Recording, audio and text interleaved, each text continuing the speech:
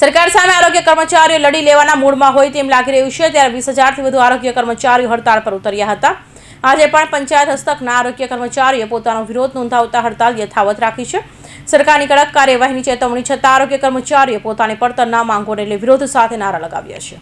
રાજ્યભરના જિલ્લા આરોગ્ય કર્મચારીઓ આજે ગાંધીનગર પહોંચ્યા હતા અને મુખ્યમંત્રીને આવેદનપત્ર આપવાના પ્રયાસ કર્યો હતો. ત્યારે હાલ સરકાર સામે આરોગ્ય કર્મચારીઓ લડી લેવાના મૂડમાં હોય તેમ લાગી રહ્યું છે, જેમાં હાલ રાજ્યના 20,000થી વધુ આરોગ્ય કર્મચારીઓ હડતાળ પર ઉતર્યા છે. વિવિધ વિરોધના પોસ્ટર સાથે મહિલાઓ અને પુરુષો ભેગા થઈને ગ્રેડ પે વધારવાની માંગ સાથે મેદાને ઉતર્યા હતા. સરકારની કડક કાર્યવાહીની ચેતવણી છતાં આરોગ્ય કર્મચારીઓ પોતાની પડતરની માંગોને લઈ વિરોધ સાથે નારા લગાવ્યા છે. ટેકનિકલ પગાર વિસંગતાની માગણી અને બીજી માગણી એ છે કે અમારામાં જે ખાતાકીય પરીક્ષા ઉમેરેલી છે તેને સંપૂર્ણપણે રદ કરવામાં આવે.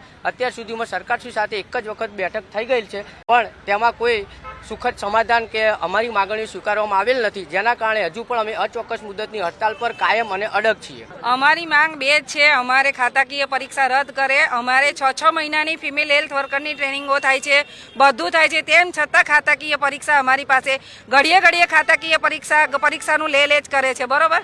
તો પણ એમ કે ખાતાકીય પરીક્ષા રદ કરે અને અમને ટેકનિકલ ગણે.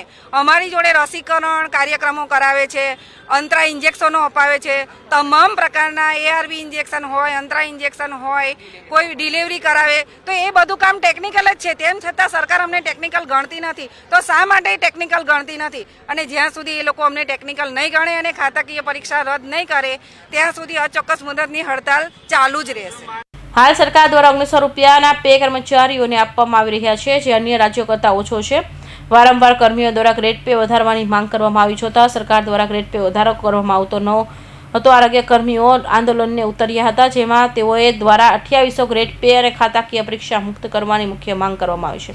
કૌશિક પટેલનો report, Hind TV news, Surat.